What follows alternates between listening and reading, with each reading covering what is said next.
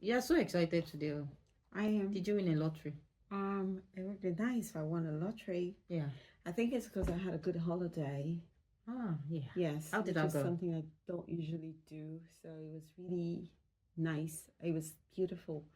I went with the girls to stay on a caravan. So it was outdoorsy. Not really. Kind of, yeah. It was outdoorsy. You had loads of caravans in the place, somewhere in Weymouth, which is like an hour away from us where we stay. But it was beautiful. It was really beautiful. Okay. It was lovely to see the double door, some really lovely sights, right? That we normally would hear about, or read about. So we really went to go see them. So you went to this cathedral? Oh yeah, so I went to Worcester to see a friend, a very old friend. Not that she's old, no, but she's an old friend of mine. We understand English. Please don't worry about it. So yes, and I went to this cathedral that was beautiful. You could feel the presence there, presence of God, not angel spirits or anything. But it was just lovely. Maybe I'll post some of the pictures so you could have a view of some of it. Okay, so anyway, it's good to have you back. Yes, thank you. After like a 2-week holiday away, a 2-week break away, you actually look more relaxed. I do, right? More enchanting. And I haven't all the stress lines have disappeared. So once I start work, it's back to the hustle. Oh my! She's back to the grind. So I know I would actually like to go on a holiday, but I don't see that in my immediate future. You'll be shocked. I didn't see that too in my immediate future. I did not see. But it happened. So yes, and I'm so glad that you went on the holiday. I did. Every money spent was worth it. I mean, like, I broke like no man's business right now. You're broke. I'm so happy that my children had fun. It was just lovely seeing how much they enjoyed where they were, the fun they had. It was beautiful, really. Okay. I was going to ask, why do you think it's important for us to go and take a break away from everything that we do? You know, I just told you that, see, the stress lines are out of my face. I look very relaxed. Like, you have a different mindset. Like, you can think well. Your mind is not congested. With what? With the busyness of the world. With how busy, and you're just thinking of how to meet this need, how to do that one, how to get this work done. You're away from people. So it gives you time to reflect, to think about things, think about yourself, and not even think at all.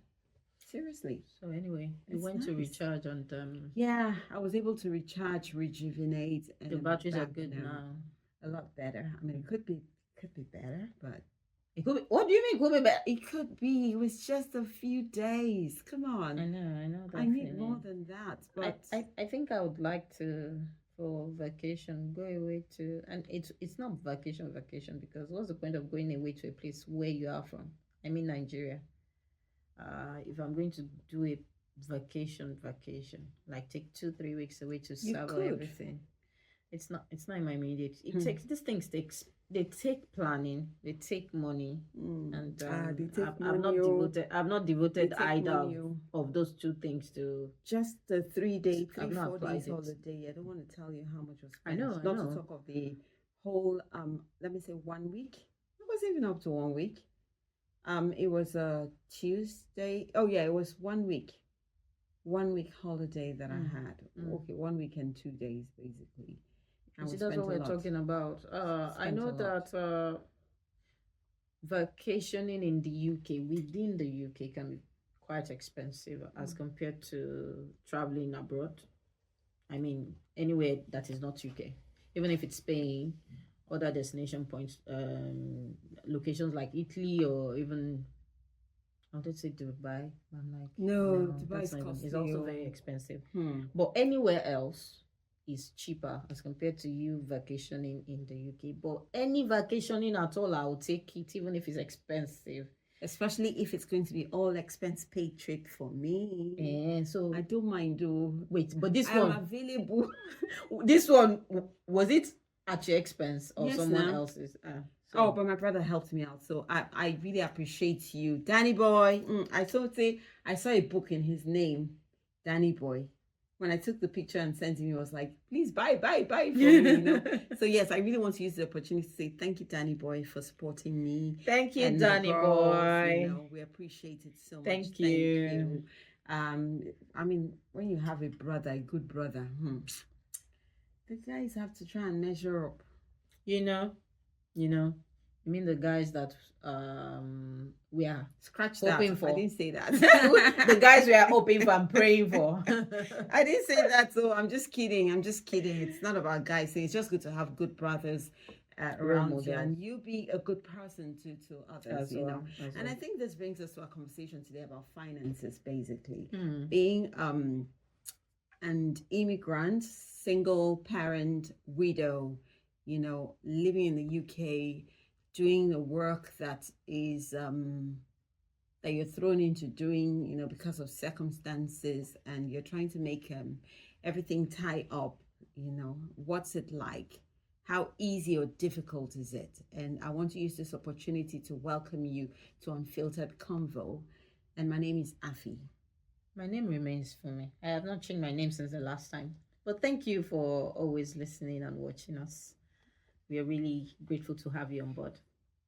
So the thing about having discussions such as this and recording a podcast and all of this, in the midst of every other thing we do, is sometimes you need to do repeats. Now, we had done a recording on finances, and how we manage it as widows and single parents before, but somehow the recording couldn't make it out. I don't know what happened to it.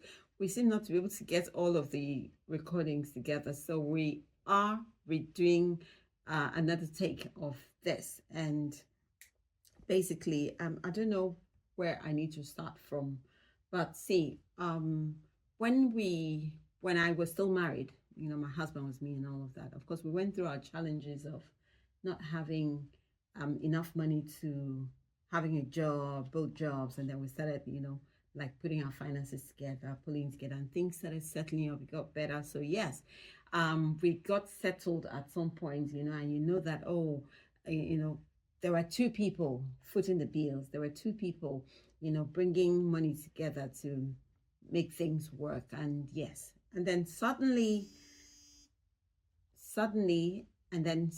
out of plan, the one person is taken out of the picture, and there is no more. The money is just not as enough as you think, as you would want it to be.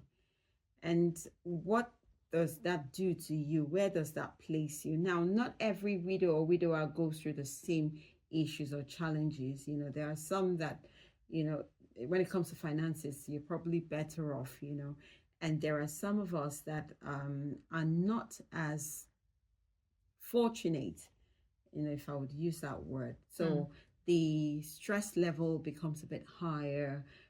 You're trying to make the finances come together and meet. You're trying to take care of the children's needs. You're trying to take care of your own needs. You're trying to pay the bills.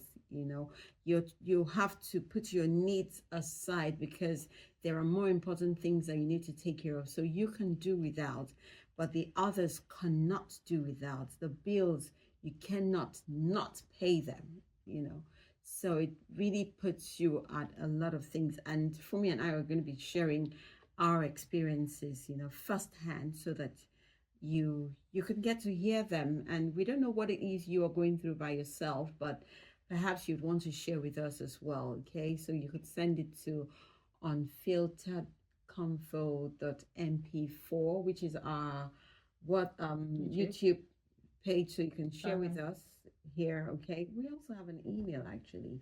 I think it's unfilteredconvo.mp4 at gmail.com.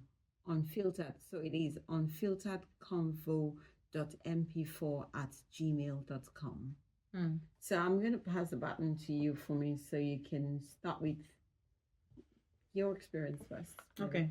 I think one shocking thing that was waiting for me moving to the UK after becoming a widow in Nigeria is you know that the bills are very important. These aren't bills that can wait till the next month.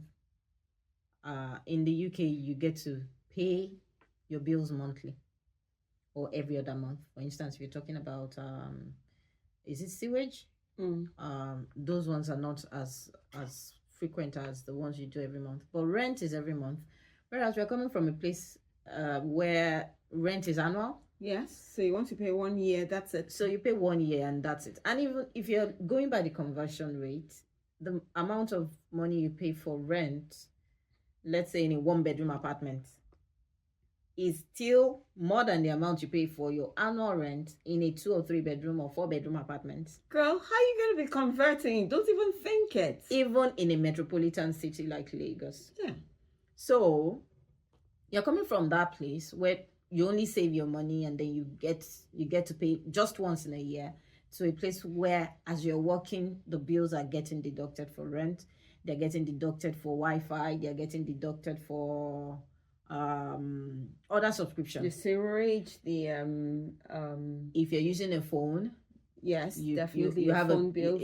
a deduction as well. Your children could be having phone subscriptions. Yeah, you're paying for council tax. You're paying for council tax. Oh, I actually have a list of things I pay for some subscriptions, because not because you want to like be high, and I'm not talking about Netflix subscriptions, okay? No, I'm talking about things like your Microsoft Word subscription, because you need to mine is annual, which reminds me, mine is due this month. So it's not even about all that alone. Look at in Nigeria, you pay for your insurance once in a year, your car insurance. Here you are doing car insurance every month. Doesn't matter if your car is not you're not going to be involved in an accident or anything like that. You just have to pay, you know. But you come to the and there's road yes. It's not if you have a car, just the insurance for the car is different from the road tax. For you to be able to move your car, you need to pay for road tax every month. For you to be able to use your car, just in case there might be an accident, you have to have insurance. There are vehicles that are impounded just because they are not paying their road tax or they are not paying insurance. So these are the things that you need to do. It's that has the car. I don't have a car. What are we talking about? Who is talking about? I'm just telling you about the bills. Finances we're talking about. No, you don't have to say it's Funmi that has the car. Mommy. Okay. Mommy Affi. Back to the crux of the matter. Big sister Funmi. Hey, the car driver. Please be focused. Yes, ma'am. So, when we are looking at things like this, they become very overwhelming, because your stream of income used to be coming from 2 people. You might be one person, but maybe with multiple streams of income. But the idea that it is 2 people that used to carry this load, and then it now becomes 1 person, even if it's more than one source of income, I think it gets overwhelming. So from 2 dual income household, it becomes a single income household. So every month is a rejuggling of expenses, is a rejuggling of what is coming in, what are the things that you need to meet. And don't forget that these finances are also stretched by reason of the fact that you have people that you also need to cater to their needs. Apart from your children, there could be friends that are in dire need of medical attention. There could be friends that maybe their parents died, you want to send money to them just to show proof of solidarity or that you love them. And as well, a lot of people do not understand that though you are in the UK, your life is more about management, because as an immigrant, a lot of choices are taken away from you. The choices are limited in terms of the kind of jobs you can do before you gather the experience to get another job, or you are in a particular line of job, you want to do something else. But if you're not, if you do not have enough money to even get the professional qualification for that, it makes it a little bit difficult to navigate that. And besides even getting the money for the professional certification, you also need to think about the things that confront you as a Black immigrant in a society where you are really the minority.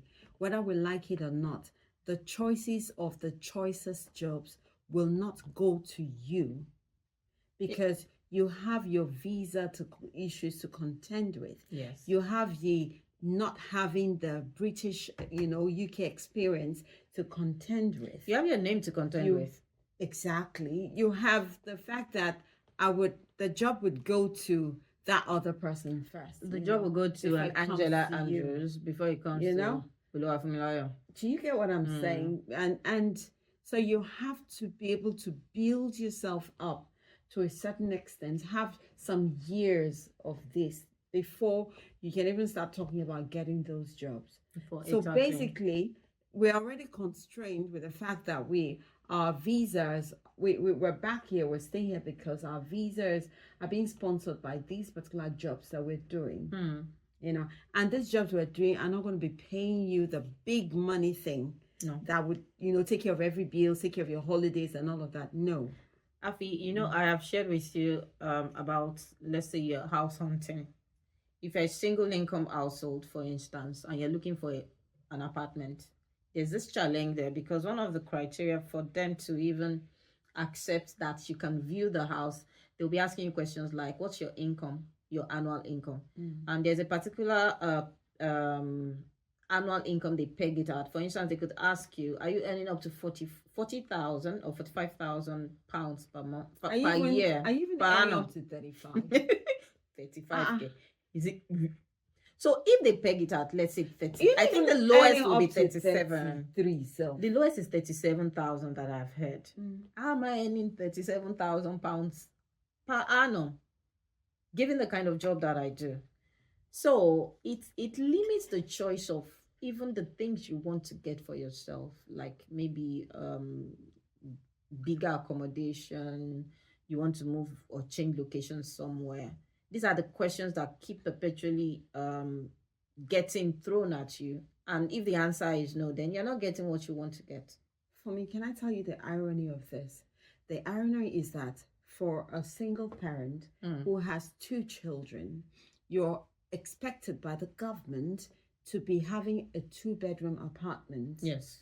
And now your story that you're bringing up, which is also my story, is you want to get that 2-bedroom apartment according to what the government stipulated or the policy or the system has stipulated, Maybe it's not the government, perhaps it's the system, you never can tell.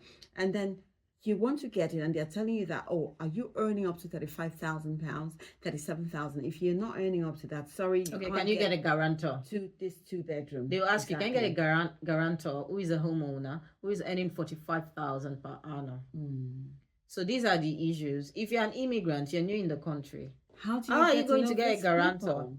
How are you going to have made the amount of money that you need to make per annum to be able to afford the accommodation that they are asking you to get? Because left to you and I, these are my children. I can manage a 1-bedroom apartment with them. 1-bedroom. Do you get what I'm saying? Even a big 1-room, I can manage it pending when I'm able to save up money to be able to afford to pay certain things. But you're not supposed to. But then you're not given that choice. No. Exactly. Yeah. You're not given that choice.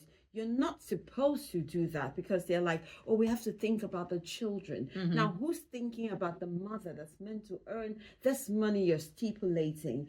It's not as if monthly that you can't afford to pay for that rent for the 2-bedroom. You can, but the thing is they just need you to have that annual certain amounts for annual pay or something like that, just for their own guarantee and not necessarily because of you. Well, I don't blame them in the sense that, well, it's their property. They do what they like, and I think there are actually laws about stipulating these requirements as well, because I've seen where tenants do not pay their rent. In fact, I was watching a program the other day where the tenants, they had written an eviction notice and all that, and the landlord had not gotten his money. And of course, obviously, you'll probably be paying mortgage on that property. So I do understand. But the fairness of it, or the unfairness of it, is not exactly being given a chance to, let's say, prove ourselves before, like you're new in the country, you're like, let's say 2 months or 1 month, and you have to search for this accommodation. You're saying 2 months, 1 month, A even few 1 year. weeks. No, let's Yeah. let's even 1 year, 2 years, we are still having the same restrictions. But let's assume you're new in the country. You've not even built all the experience. You've not even started working properly, and yet you expect to have accommodation. So these are the challenges. But anyway, as single income households, how have we managed so far? And we are still, it looks as if we seem to have our acts together. It looks, and looks can be very deceptive, But one of the things I have been able to do, which has helped me over the months and the couple of years that I've been here. So from the very beginning when I came in, I remember very well taking my children, since we're talking accommodation. I know I probably had mentioned this before. When we first came into this country, when we were looking for accommodation, we stayed in a hotel for 2 weeks plus, almost 3 weeks. And we virtually were seeing money running out of our hands, and we couldn't get accommodation. I remember taking my children to one particular place to check it out. It was a one room, self-contained one room, but really tiny. And it was like an old abandoned hotel. And we looked around and I started crying. I was like, it feels like I'm bringing my children from a mansion to a BQ. I mean, this wasn't even like a BQ is a boys' It was like quarter. a demotion. It was really like... It was like a demotion. I sometimes it still feels like a demotion. It felt like fun to them, really. Well, they're too young to process all that. They were really young then. Now they're the ones asking, Mommy, I want to have my room. But they understand what it's like. Because at the end of the day, we had to share, 3 families shared a 3-bedroom apartment. And I'm not ashamed to say it, because this is the reality. Yes, this is the reality I came to face here in the country, 3 families. The room was really small, but the 3 of us stayed in the 3 different rooms. Family. So imagine, I won't talk about the other family, but me and my 2 daughters stayed in a really small room, and we had a bunk bed in it. So a single bunk bed, so it was, and I was really, really tinier than this. So I was either sleeping on the floor, I put some stuff on the floor, or I would share the down. This was like bunk. My first year. Your first month? My into first the first 6 months, my first 6 months, that's what it was. And then fortunately for us, we got a 2-bedroom from the school, which we were paying for, and the 2-bedroom, by that time, I had my friend, I started saying, look, I wasn't going to be able to afford to pay for Except the you 2-bedroom merged. myself, unless I merged with someone. At this point, I had started working a little, so... And then there's a restriction on your working hours as a student. Exactly. You can't do more than 20 hours in a week. So the thing is, even some people might be saying that, didn't you take money with you? I mean, the country, they always say that when you come with money, have you seen the exchange rate between Naira and pounds? Okay, go and check it. When you check it, then you can come. Let's have that conversation. Because you think you have enough money. You're coming to the country, but then I never even thought I had enough money. I never thought. Right. I'll forever be grateful to my friend Buki Gray and her husband. I think I've told you about that before. They threw their home open for me in Cambridge. I think it just sort of eased my affairs a bit before I came down to Bournemouth. But without them, and then fortunately for me as well, I now, while I was looking for accommodation, I just met my present landlord. Wonderful people. I can't, what they have done in terms of helping me with accommodation or even my stay in the country up until now, it's unquantifiable. I think that is what has helped me. Other than that, I'm not sure I would have had a safe landing ground without all this, So it's not really easy balancing that. And though we seem to be put together, or we seem to look like we have our acts, all about us working out, everything is working out fine. But I think our story is like the dog that is paddling underwater. But if everything is calm on the surface, where you're paddling underwater, you're paddling so underneath. Hard. That's that part that you said, you feel like you brought your children to experience a kind of life that they are not used to. I felt that way myself, because I remember what we left in Nigeria to come here. So every time I look back, though the scripture says, remember not the former things. Sometimes I just look back, I'm like, oh my God. I don't know what that happens with you. Sometimes I ask myself, did I actually make the right decision? Yeah, I did ask myself that for a long time. I did.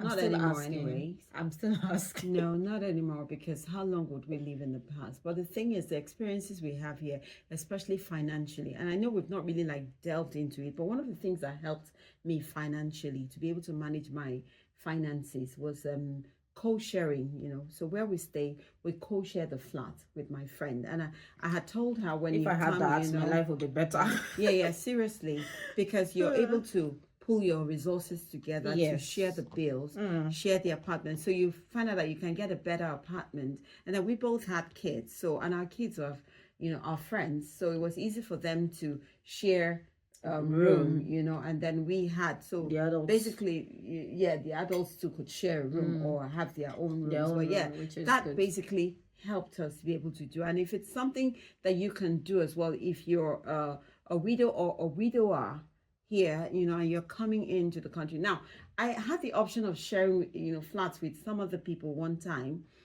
but I when I saw the people there, they were men. I mean, I had daughters, girls. I was like, I'm sorry, I couldn't put my daughters straight because you never can tell. So, I mean, you need to be careful to who you want to share flats with.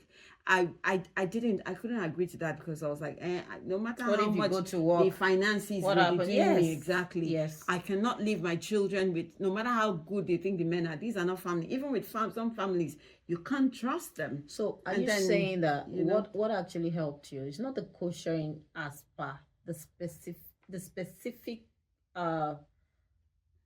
factor that the person you're co-sharing with, apart from the fact that she's your friend, she also has a daughter. Yes. And you have 2 daughters. Yes. So it was easy for you. It was easy blend, exactly. So if it was, let's say, a man, and you have to co-share, and you have daughters, I think just look for what balances you. And this is not just about sharing flats in terms of managing your finances. It's even in terms of going shopping as well. Because if you have people where you can, if you buy bulk, buying bulk is easier. It's cheaper. Yes. It's more affordable. Let me not say cheaper. So when you buy bulk, you share. That helps us financially to manage all of that. It's more economical. And you said child care.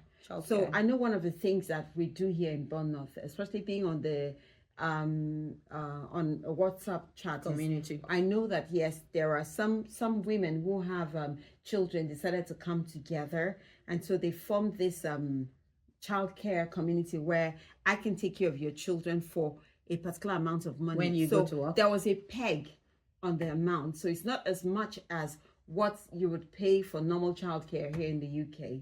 So it was really a tiny amount of money, but the women were doing it so that it doesn't look like, oh, you're doing it for free or anything. So when I'm bringing my child to you, I'm going to pay that same amount of money that I'm giving you. So there was a peg to it. But it's not the ceiling price.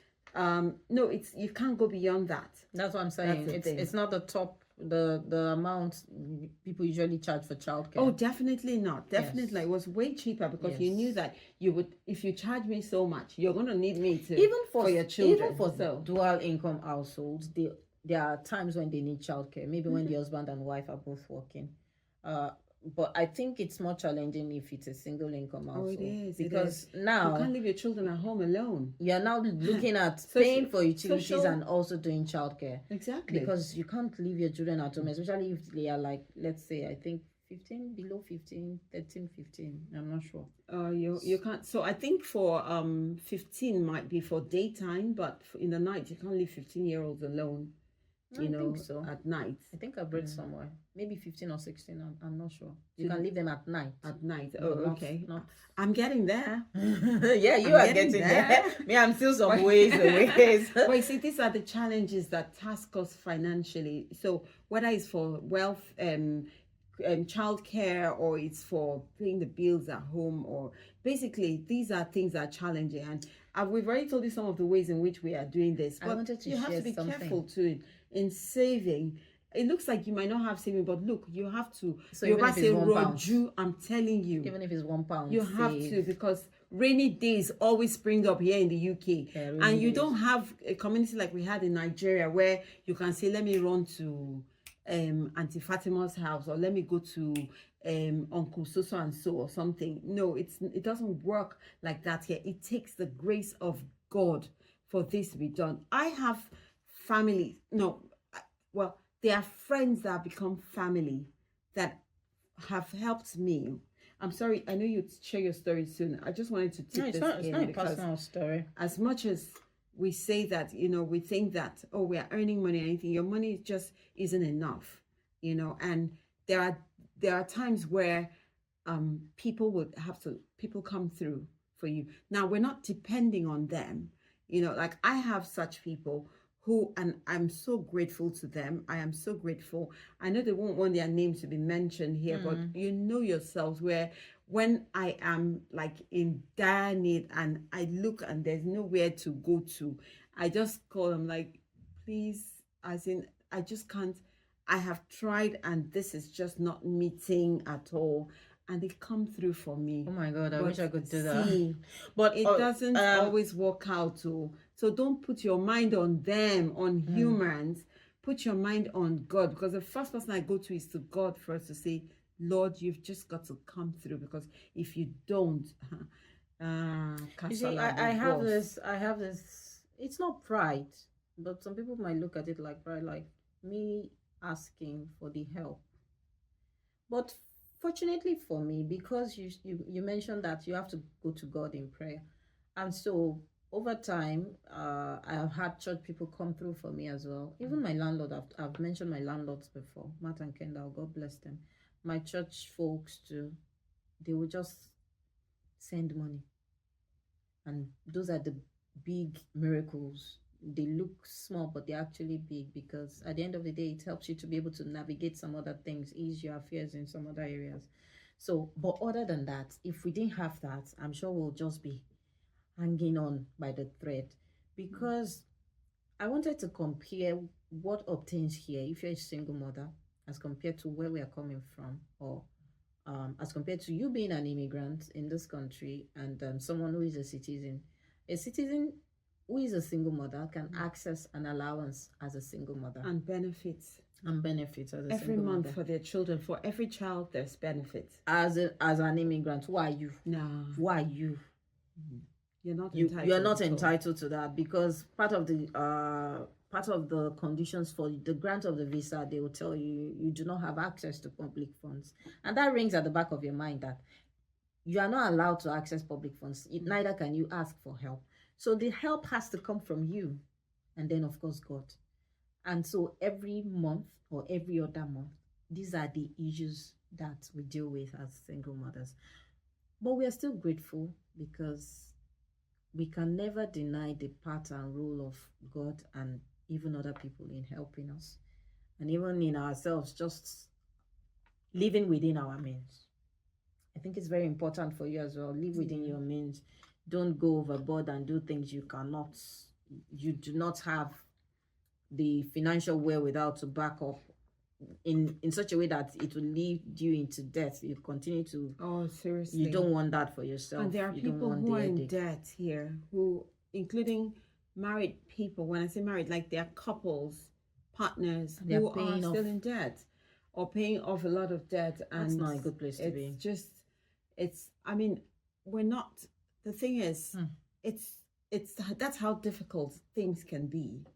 So imagine if that's happening to a single parent, a widow or a widower. It could be really hard. And we're talking from the perspective of people who have lived in a country where, I mean, back home in Nigeria, I had access to family members who could come in and say they're helping out with things.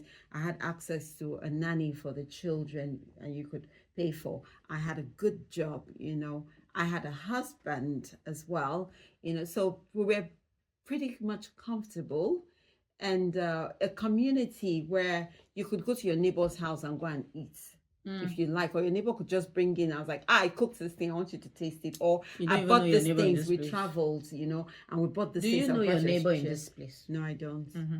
Actually, I don't. And I'm talking about, I'm living in a block of flats where we have over 100 flats. Wow. Over 100.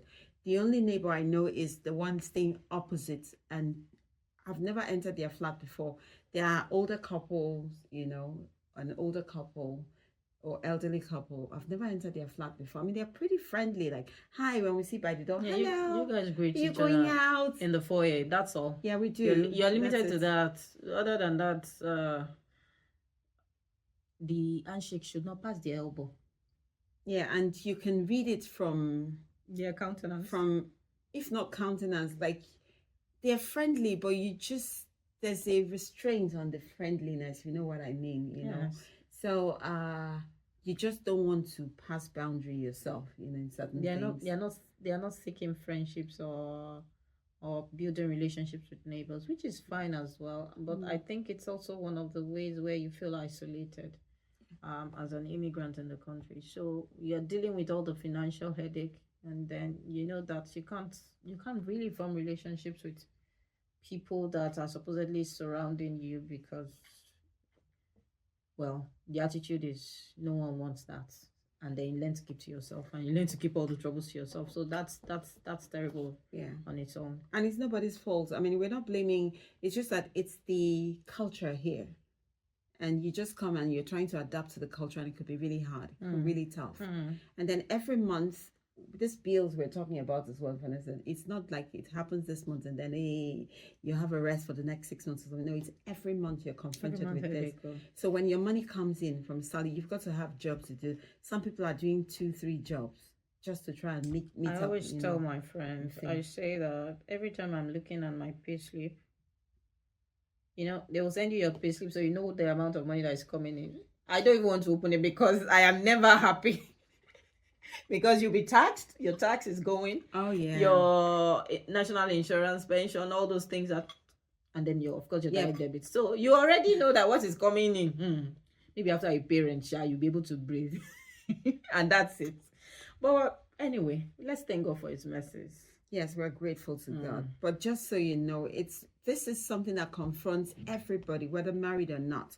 But then there is a higher impact on single parents, on widows or widowers, perhaps. But we are speaking from the widow's perspective.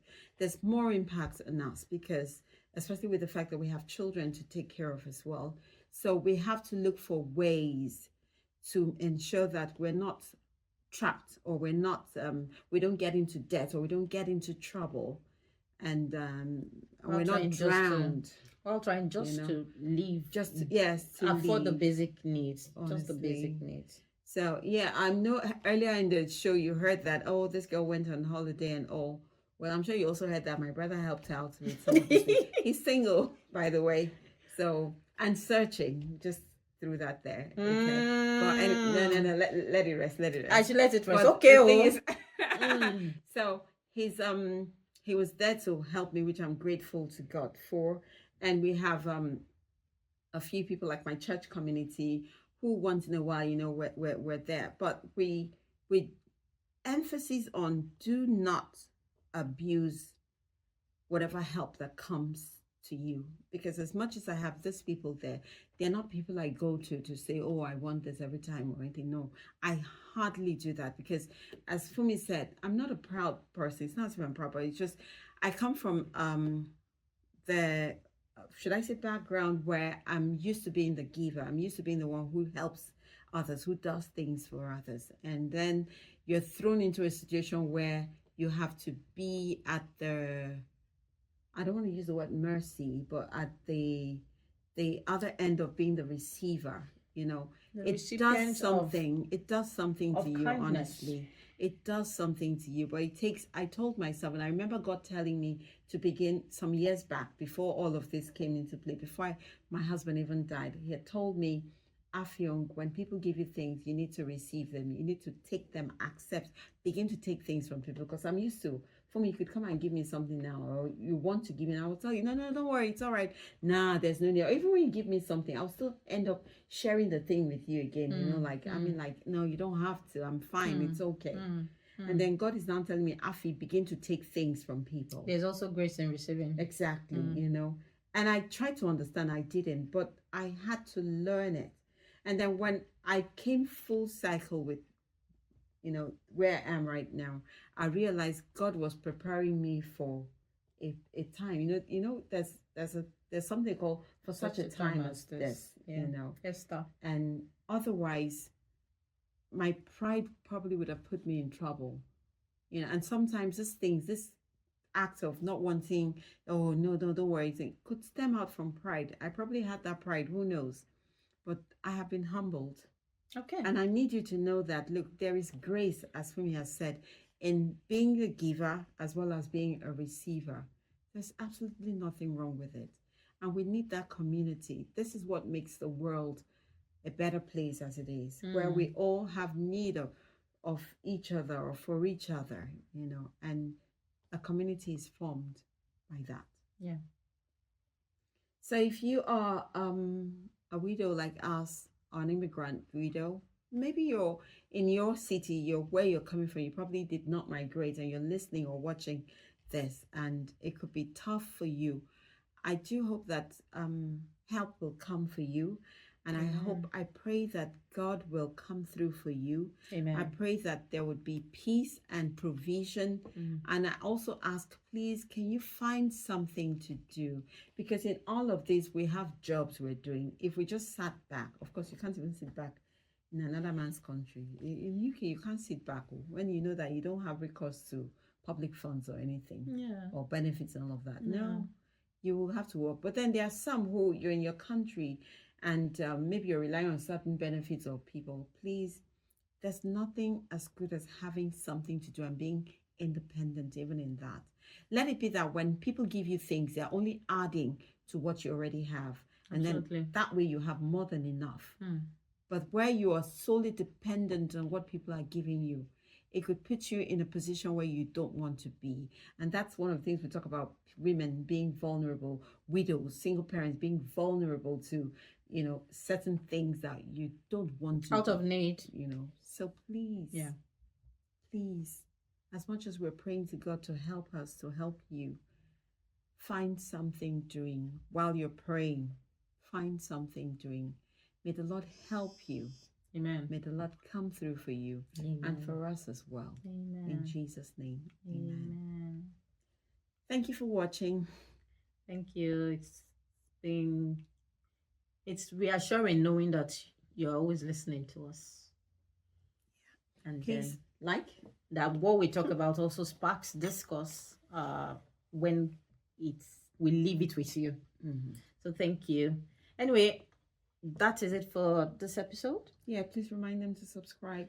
Please kindly subscribe. Watch. Please subscribe. Share. Please. We are the richer for it. And I'm not even talking about subscription now. We are the better for it because of that. Because we always get positive feedback or even negative feedback. Feedback is feedback. By reason of how far our podcast, our videos and our podcasts go. Thank you so much. Yeah, and drop your comments as well. Yeah. Take care. Bye. Have a beautiful week.